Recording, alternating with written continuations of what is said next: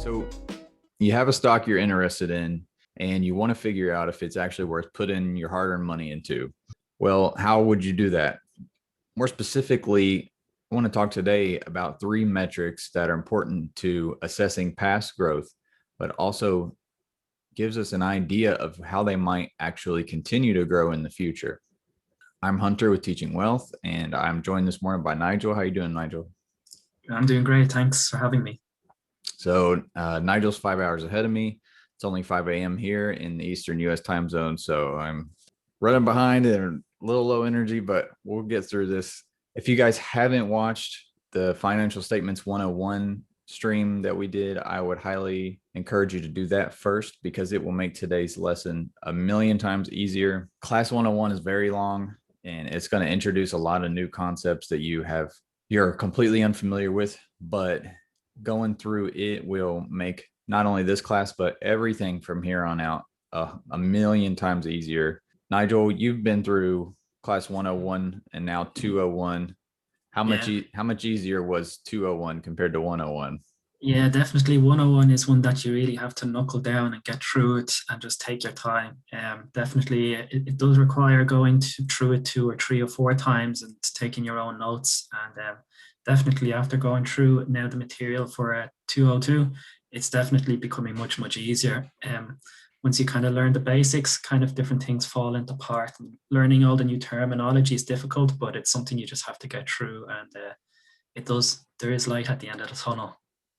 And also what makes it easy is like once you a big part of the learning process in the 101 classes is like you don't even know what things really mean. Some of them even mean like you may think the average person may think they know what net income means, but you don't really know what all would be coming out before net income. So in reality, you don't. So like part of 101 so much is just like learning and nailing in your brain what things are. From here on out, it's more like taking the things that you already know what they are and then just putting them in different equations to give you, different ideas of things. But the information is already cemented in there. You're just now figuring out new ways of looking at it. So I feel like the learning process of it goes a lot smoother. And let's start with today. We're going to cover a stock, Home Depot. Now you can cover whatever stock that you're most interested in and take the concepts we talk about today and apply it to that. But for today, we're going to be doing Home Depot. Do they have Home Depots in Ireland, Nigel? No, they don't. They do in Japan when I lived there, but no, kind of Europe is a good bit different. We don't have the same companies as you have in the States. So we're going to quickly recap at the start key points that we talked about in Financial Statements 101, not going through all the details on them. But as I go through, I'll kind of give like a one-line explanation of what things are, but we're not going to dive in the details on it. Our total revenues, we would look at, I should mention, if you want to follow along with us, I'm going to be using Seeking Alpha. You can use the internet or app of your choice. It really doesn't matter. And I'd also suggest maybe pulling up investopedia.com if you're new to this and it's nice to have a resource to kind of quickly glance at, type of thing in that you may have forgotten exactly what it is. Investopedia is like your best friend when you first, it's still my best friend from time to time when I'm still figuring things out. And I've done this for several years. Definitely a handy tool to have. We're going to go. So you'll take your app or website, type in HD for Home Depot, go to financials or financial statements, something like that. And we're going to start on the income statement tab. You'll see there's 3 tabs. We're going to start on income statement. So the first thing we would look at when we're doing a quick evaluation is total revenues. And all we would look at is, have they increased from this most current year to 5 years ago? That's it. For Home Depot, you'll see that they have. They've gone from 94.5 to 1321. So that's a yes. For net income, if you scroll down your page, you'll find that. And it's 7,957 to 12,866. So total revenues is all the money they're bringing in from selling their products and services. Net income is how much of that money is left once they have accounted for everything that they had to spend to bring those revenues in the first place. So for Home Depot, it would be buying all of this, their retailers. So they have to buy everything that they sell. They have to first buy themselves from each private company and then they're reselling it at Home Depot. So they got to account for the cost of the goods, and then they got to pay for all their leases and mortgages or whatever, the land that the stores are on, keeping up those buildings, paying their employees, all that kind of stuff, taxes. It all comes out, and then net income is what's left. Excuse me. Now that we have these two numbers, we can calculate net profit margin. And we do that by simply taking the net income of 1 year. So if we're looking at the most recent, it would be 12,866. And we divide that by the total revenues of that same year, which is 132,110, and we get 9.74%. So what that means is for every dollar they bring in from revenues, basically, they're keeping 9.74 cents. There's not necessarily a hard number you want to look for, but ideally 10% is kind of a good initial guideline. But Nigel and I talked about in class 101, there are a lot of sectors and industries where this can be different. Retail is one of them. They're usually low margin. And so if your number here comes up less than 10, it's okay. We're not going to freak out. We are just going to mark that down. And then either now or later, we can look up 2 or 3 of their top competitors and see what their net profit margins are. And if your company is among the best of its peers, then even if it's not 10% yet, we'll count this as a yes. So for Home Depot, that would be like Lowe's would be one of their main competitors I would look at. And Home Depot already at a 9.74, I'd go ahead and give it a check. But I checked for Lowe's as well, and they outperform Lowe's on net profit margin. So we're going to count them a yes.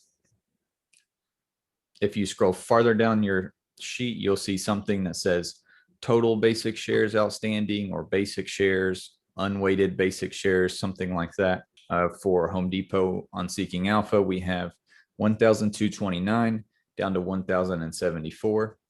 And what this shows is that if this number is decreasing with time, which it is for Home Depot here, that means they are buying back shares. So therefore, each individual share is worth a bigger piece of the company's pie. So this makes your shares that you own more valuable to you. And the opposite would be true. If they were increasing with time, selling more shares, then they're making each share less valuable. So instead of trending up like total revs and net income, we want to focus on, are they trending down? Or at the very least, are they just staying flat and not selling more? And so Home Depot has, in fact, been buying back shares. Now, if instead of the income statement, you're going to go up and click over to the balance sheet tab, and you're going to look at 2 columns. First will be total current assets, and we're only going to care about the most recent year. And then you're going to scroll down to total current liabilities, and you're going to look at the most recent year on that as well. And what this shows is just a brief idea of how healthy are they as a company from a debt standpoint. Total current assets is essentially cash that they have ready to go. It's cash. It can be stocks that they hold that they can sell at any moment if they really needed more cash. And so cash equivalents. And then total current liabilities is debt, but debt that is owed within a calendar year. So this just shows, do they have enough money to pay their debts? Are they in the hole? So we want this to be, if we take total current assets, 28,477, and we divide that by total current liabilities, 23,166. If assets is higher than liabilities, then our number should be 1.0 or higher. So for Home Depot, that gave us a 1.23. So that's a yes as well. So they're looking good. Then we're lastly going to go to the hardest one. You're going to go and switch tabs again to the cash flow. You're going to scroll down until you get to cash from operations. It may also say cash from operating activities. If it says operating activities, use that first instead of cash from operations. So cash from operating activities, and then you're going to subtract capital expenditures. So you'll do that year by year. Now, hopefully the website you use may already have it. It's for free cash flow. If it says unlevered cash flow or levered cash flow, that's not the same thing. We want free cash flow. And again, you get that by taking cash from operations and subtract capital expenditures. So I went ahead and did the math for us to save us time here. instead of us doing each one individually. They made 8,162 free cash flow 5 years ago, 16,376 this most current year. So that's definitely a yes. They went up over 5 years. So they have covered all the steps of our quick evaluation. Now, if the stock you are doing doesn't get a yes on everything, that's not the end of the world. It's just something to keep in mind. And Nigel and I talked about in class 101, when you're doing these evaluations on stocks, have a notepad ready or notes in your phone ready or something. And as you're going through each step, if something is off, make a note of it. So if that TCA over TCL is 0.9, make a note, 0.9 question mark, meaning I want to go through and look at their 3, 4, 5 closest peers. What are their TCA, TCLs? If they're all 0.9, then we will basically not consider it a no. We'll be like, we'll give them a pass. Okay, that must be something to do with the industry and the way that accounting, things work for that industry. But if they're 0.9 and everybody else is 1.2, you need to be pretty concerned, and you need to take that into account when we later at the end of all these classes try to figure out how much the company is worth. So anything you see that is either a no or just looks fishy, write it down in your notes and look it up later. So today we're going to take those metrics we looked at previously, and we're going to calculate year-over-year growth. Specifically, we're going to be talking about revenues, net income, and free cash flow. That's all we're going to cover today. You could use this same formula to calculate whatever you wanted. You could calculate total shares outstanding and see how much percentage is it going down every year. Same concept. So you can apply this to multiple things.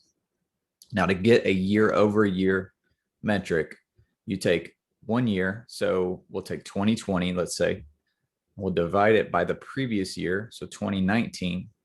And again, you can look at whatever you want. So if you were doing revenues, you look at 2020 Home Depot revenues divided by 2019 Home Depot revenues. Hit equal on your calculator.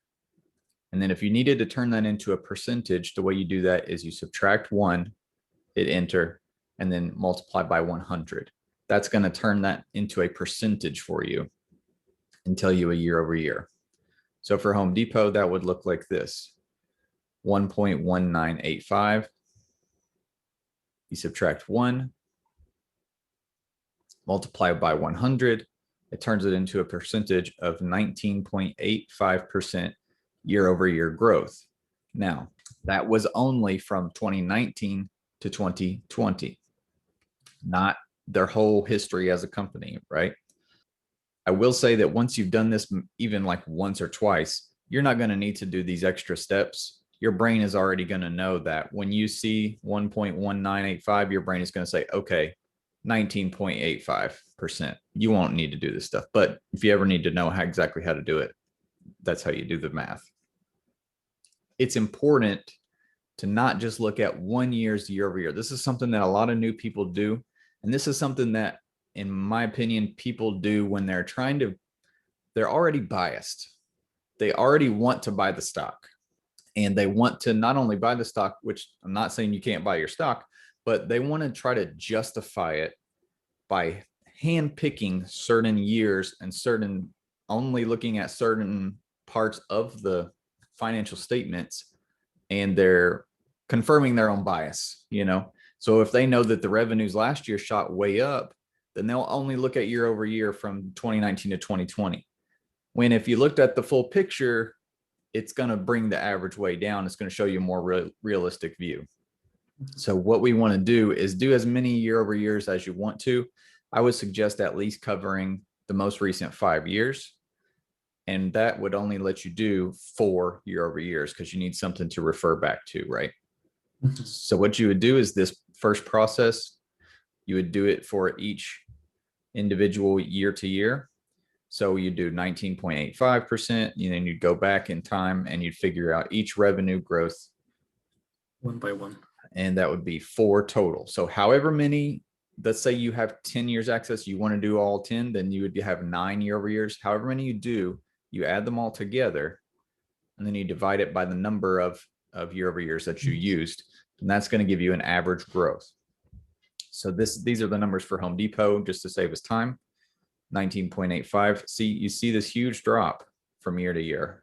Mhm. But over the course of that, the total was 35.62. But when we divide it by 4, which is how many we put in, we get 8.91% average year over year growth.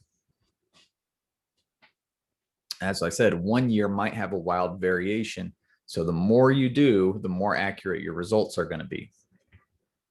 And we're going to do this for revenues, net income, and free cash flow. As you do this, you're going to figure out, not just today's class, but all of this, which targets that you feel you want to try to shoot for, and which things are more important to you individually. Some people only care about free cash flow. And so if they were calculating year over years, their target free cash flow percent gain per year might be 15%. You might think 5% is good enough for you. Totally a case by case thing. To start with, maybe just look for 10%. That'll be kind of what I'll say today are the goals. But ultimately, you can adjust this with experience and come up with a system that works for you. Today, I just want to give you the tools to do it. And as you get more experience, you can do it however you want to do it. But 10% is kind of a good, just like the net profit margin, is kind of a good, easy metric to kind of shoot for. And again, just because if one of these come up under your target doesn't mean you don't buy it. Doesn't mean stop now, unless you've seen a lot of other things you don't like and you're like, okay, screw it. But one thing in and of itself, or even 2 or 3 things in and of itself, doesn't mean don't buy. But it does mean add that to your notes, right? If you want to see 10% revenue and it came up 7, write that in the notes. Why revenue, so low? You may go ahead and compare them to a couple peers in that if you get farther into the process. Because not all industries are going to have the same growth, same as we were talking about with net profit margin. So when you get more experience at this and we get into later classes, in my personal opinion, it becomes more important to be comparing companies to their closest peers than to shoot for specific individual numbers. So for Home Depot, we did their revenue growth. We got 8.91%. And had I looked at only 2019 to 2020, I would have assumed that they were a incredibly quickly growing company, right? 19.85%. But when we average it over the long term, we see that they're actually only at 8.91%. And if it weren't for that insane year because of COVID last year, they would have been even lower. Okay, so when you're looking at revenue growth specifically, if you have a large spike or a large dip, there may be certain reasons, common reasons, that as you get experience doing this, kind of get an idea in your head what may have happened. For example, a large spike in revenue could be that they bought another company. Because let's say that Home Depot bought out another smaller chain of stores, right? If they bought them out midway through the year, then for the rest of the year, they're getting to count the revenues from Home Depot plus whoever they bought out. So you're going to get a sudden spike. You could figure that out just by Googling later. So again, you write it in your notes. Why would this sudden spike from 2017 to 2018? And then later you can do a couple of Googles, you'll figure it out. And then vice versa, a large dip could be a divestiture where a company sells off part of their company to something else. That may be a good thing for them for efficiency or something, but it would cause a loss in revenue. So if they sold something off halfway through the year, they may end up bringing in less revenues than they usually do. It's just another reason why doing as many year over years as you can is going to help your accuracy. And again, if you see anything odd, it becomes a question for you in this process. Revenues are my personal most important growth metric. And that's because improving efficiency can help your company some, but bringing in more money overall is the most important part. You could think of it the same as you would with your personal finances. If you can increase your income from your job, that outweighs any adjustments that you can make in smaller areas like budgeting, big purchase, being wise with your car and house purchases and things like that. Your investing decisions, your retirement percentage, all that, it's much more beneficial to get higher income. For instance, by improving your budgeting and things like that, you might be able to go from only having 10% left of your $100,000 a year to being able to get an extra 2 grand. It's 22,000 when you used to get 20,000. That's a 10% increase in efficiency. But if you were instead able to improve your $100,000 income 10%, that would be an extra $10,000, right? So that's a reason why I look at revenue growth over net profit and free cash flow. So to do net income, it's the exact same process. We won't spend as much time on this. You would just take year and divide it by the previous year before it, and then add them all together and divide them by how many you put in. If you want to do this yourself and check your math for Home Depot, these would be your year over year percentages, giving you a 13.22% increase. There's going to be more fluctuations in net income than there will be in revenues and free cash flow. And the reason is there are a lot more variables included in calculating net income. There's taxes. It's almost always taxes, it seems like, or a tax write-off type of thing, interest, unusual expenses, all that kind of stuff. I also want to make a big note here that's going to really mess you up. But if you're doing a company that is brand new and super fast growing, a lot of them don't make money. We covered Tesla last time, Nigel, and we saw they didn't make money until just this most recent year, and they've been public for like 7 years or something. So they're going to have a lot of negative income years. Well, that's really going to throw off your math when you're trying to do these year over years. Ultimately, you may not be able to actually calculate it. I'm sorry to say. Some tips. I wrote down a few tips to help you try to figure it out, but these won't always work. If you had a negative number and then your next year is also a negative number but higher, take the negatives out, divide them, and then if the number improved, then you know it's going to be positive. So let's look at an example here of a company that I pulled up. If they went from negative 16 to negative 8, then that's going to be a 50% increase. But if you went from negative 8 to negative 14, that's going to be 175%. But see, the calculator is counting it as positive because it had 2 negatives to work with. In reality, it got worse. So you could take the negatives out, do the math, and then add it in. If it went down, you could add a negative in. If it went up, you keep positive. There are certain situations, though, that the math is just not going to work out. For instance, when you go from negative 14 to 2, I've tried every which way. I can't figure out how to make it give me the accurate percentage. Yeah. So unfortunately, if you, and these companies, for various reasons, this is but one reason, are really hard to nail down an ironclad evaluation. So that's part of the reason why they kind of get off to these crazy evaluations too, is it's hard to really gauge, and people are just like go off feelings instead of fact. How long can a company keep running in the negatives? For as long as people believe in them, I guess. That's one reason why a lot of them sell shares, right? Okay. When you look at them, oftentimes, like Tesla, for example, we saw they're selling a lot of shares. Well, they have to be bringing in money, and then if you can keep investors intrigued by your products and everything, then you can bring more money in that way. But it really just depends on how long you can keep public sentiment going, therefore pulling in investors and selling shares. Nobody wants to buy your shares, and selling shares doesn't do you much good. To do free cash flow, you do the exact same year over year process. If you want to check your math for Home Depot, here were the cash from operations and then capital expenditures. So this would be your free cash flow for those 5 years. These would be your year over year growths. Divide it by the 4, and that would equal 20.31%, a very impressive year over year growth for Home Depot. So to summarize their past performance, we got an 8.91% for revenue, 13.22% for net income, and 20.31% for free cash flow. To predict future growth, it's actually very easy math. We're just going to take these averages that we got, and we're going to multiply them by the most recent year that the company reported. And that's going to give us a loose prediction. And so for revenue, we saw that Home Depot had 8.91% year over year revenue growth.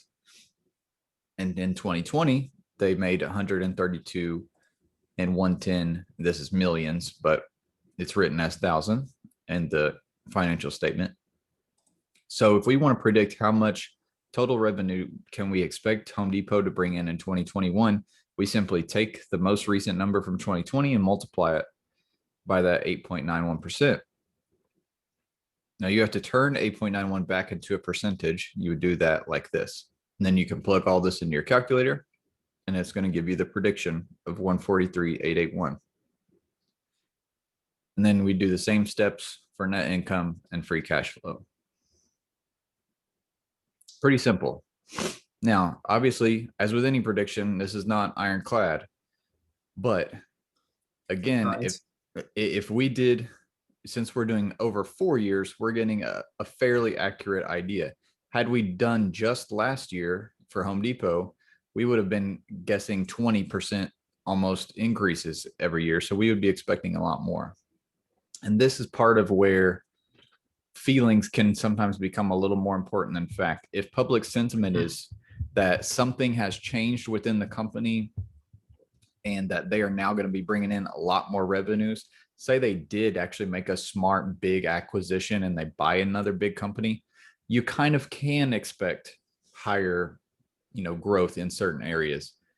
And it's up to you on a case by case basis to adjust these numbers as you personally see fit.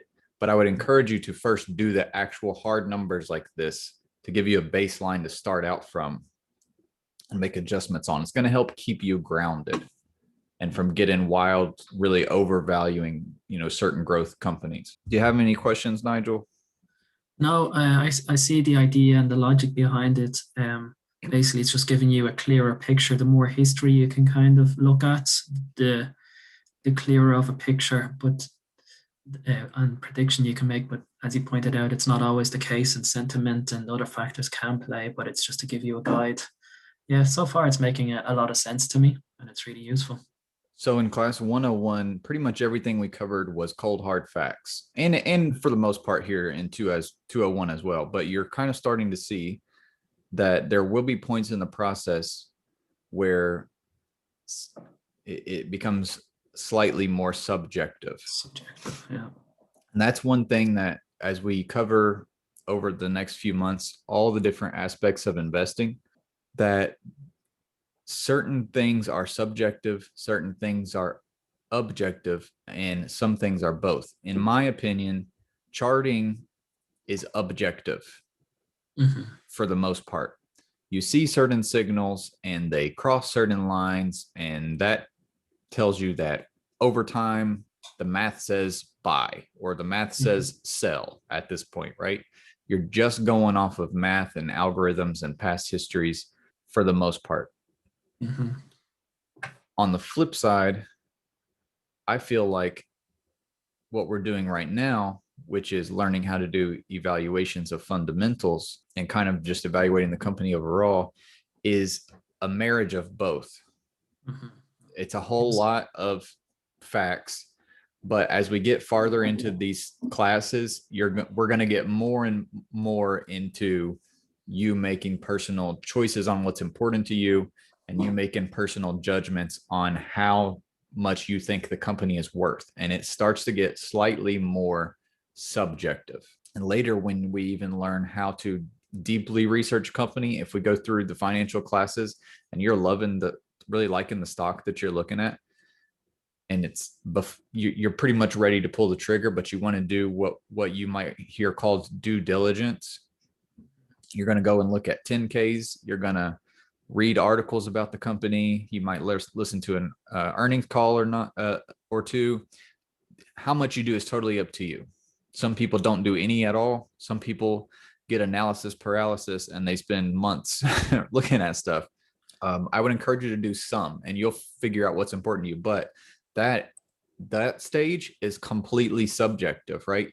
You're listening to all this information and you are basing in your mind and making a decision on how you feel certain things are more important than others. That's completely subjective. So fundamental analysis and analyzing a company is kind of a marriage of both. That's why I like it the most out of all three. And then kind of predicting growth companies, as I was alluding to earlier, really becomes very subjective. You can sit and claim that Home Depot is going to gain 20% every year for the rest of time if you really wanted to. But I like to show you how to run the actual numbers and get a more accurate idea so that you don't Yeah, let sure. yourself get too crazy. Of course. So Nigel, if let's pull up another stock Right. Yeah. just to make sure that everything's sinking in. Let's look up LMT, Lockheed Martin, which I hope to have time to do a video on soon. But if I don't, just a spoiler for everybody, I think it's a buy right now. If you're just going off of value, I think it's a buy for sure. If you're a dividend investor, I think it's a buy. Personally, I'm going to be watching the charts every day and just waiting for a sign that we're in an uptrend, and then I'm buying.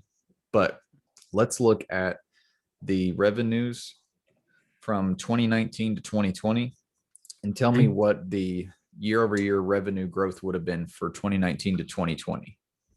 So if I wanted to know the growth, what I would do is take the year I'm looking at. So 2020, the revenue was 65,398. And I divide that by the year beforehand, which is 59,812. Perfect. So what would your percentage be? So the next thing is I have to subtract 1 and multiply by 100 to give me a percentage. For 2019, it went up 9.34%. Perfect. I would do the same thing then for 2019. However, I would divide 59,800 by 53,700, subtract 1 and multiply by 100 to find out what the increase was in 2019. And I do that all the way down for 5 years. Perfect. Perfect. So I got a few questions for you. I did Yep. another quiz quiz for Another you. quiz. Yeah. And I do Great. these so that the folks following along at home also, you can make sure that you're grasping the concepts. If you need more time before each question, just click pause after you see the question and figure out your answer and then hit play. Sure. So number one, why is it important to calculate multiple year over years? And this isn't a multiple choice. I just want a quick answer. Yeah. So it's to give you a better insight how the company is doing year on year, to highlight whether they've had a good year or a bad year, and to make you question whether make you question or make you go research, well, why did they have a good year, why did they have a bad year, and what the trend is over a period of time, I suppose. Yep. I put to protect against outliers, and that basically means if they have a crazy year, down or up, as you said, if we do it long term, that's going to kind of even that out and give us a more accurate idea of how things are long term. Great. So question number two, which of the three year over year growth metrics do I personally feel is the most important to growth? Your personal view on this is revenue, as you think they have to get in the money first. The best way to actually make money is have a constant means of getting that same amount of money instead of trying to make savings to bring up the revenue or your profits. That's right. And then the last question, a little harder, but I'm going to have you fill in the blank. If you want to calculate future revenue growth, you would take the average of the past 4 year over year revenues, and then you're gonna take that percentage, and what would you multiply it by to get an idea for the next year? You would multiply it by its current year. Exactly. Or so for instance, 2020 in our case this year. Very good. And Nigel brought up a good point for you guys. If you're learning this as well, he brought up a good point that I hadn't thought of. For him, it was beneficial to print out the financial statements of a company and then write that down. Is that right, Nigel? Yeah, when I was learning this, I printed out the financial statements and I wrote in all the equations at the various sections.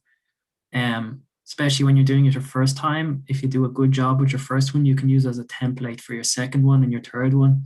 And as Hunter just mentioned, I actually picked up a stock that was in the negatives, and I was wrecking my head for ages trying to figure out how to work out these negatives, which I actually had to ditch and just go with a company with positives. But definitely, if I didn't have that template where I had all the equations, it would have been much more difficult for me. So what Nigel's saying is what you could do, say you're learning how to do a revenue trend in class 101, you could just circle for yourself where the 5-year revenue was, where the next one is, for the where the most recent one is, and you could do the same for your net income trend. And then to get your net profit margin, you could do the math by hand in the column. You could, look at the total revenue that you already circled and divide it by the net income and do it all by hand as you're going through in the margins, so you can see it kind of both ways instead of having a separate piece of paper or computer or calculator or something. I would also suggest, when I learned, I'm a big spreadsheet guy. It does take more time and it is a little more difficult to do. I will say that in this world of stocks, all of investing, but particularly stocks, they can be extremely useful for you. If you can figure out formulas to type in, then as you're going through your financial statements, you could type in the revenues year over year, and then you could do an equation that'll do the net profit margin for you or something like that. Or calculate your year over year percentage for you when you get farther into the classes to save you time. That's another way or just simply, instead of writing it by hand, you could do it, type it out. So that's another option. I think the printing out the sheets is a good idea for financial statements 101 though, for sure.